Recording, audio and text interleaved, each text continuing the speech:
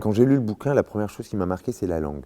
Parce que vraiment, c'est pas la mienne, mais c'est la langue que j'entends pour les jeunes des banlieues, de la cité, et puis les jeunes en général d'ailleurs. Euh, et moi, ce qui m'intéresse aussi dans le théâtre, c'est quand même la transmission, c'est les jeunes. Du coup, je me suis dit, tiens, ça c'est un texte qui peut déjà au niveau de la langue les intéresser, les toucher, les concerner. Le départ du petit frère, ça a démoli le larron.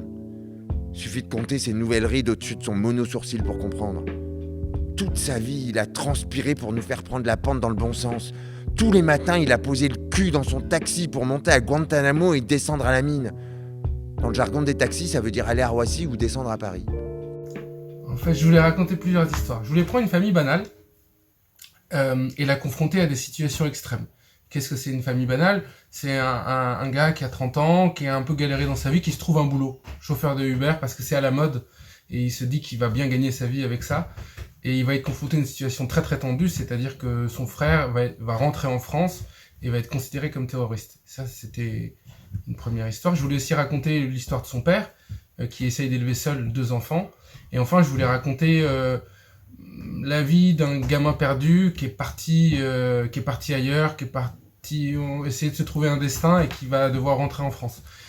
Mais surtout, ce que je voulais faire, c'était de produire une peinture contemporaine de la vie de Paris, loin des clichés habituels qu'on voit au cinéma, c'est-à-dire que des belles places, des belles terrasses de café, etc. Entre guillemets, le Paris des gens ordinaires. Voilà. Salut, moi je m'appelle Larsen Maïdi, je suis comédien, je suis originaire de la ville de Tourcoing. Là j'ai été sélectionné pour le rôle du grand frère. Je m'appelle Jawem, j'ai 23 ans. Je suis animateur socio-culturel dans la ville de Courcelles-lès-Lens. Je suis là en tant que petit frère. Comment ça s'est passé? On nous a offert du café, donc déjà au niveau confiance, c'était cool. On m'a fait pousser des cris d'animaux, toutes sortes de cris en fait.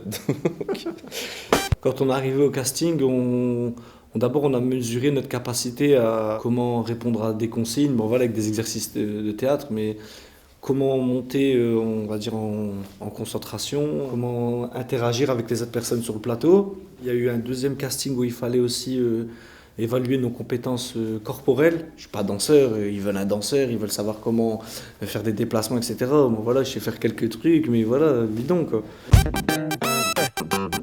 Parce que j'ai fait du mieux que je pouvais avec les moyens que j'avais, quoi. Je pense que le metteur en scène, il a vu en nous des traits de caractère du personnage qu'il imaginait.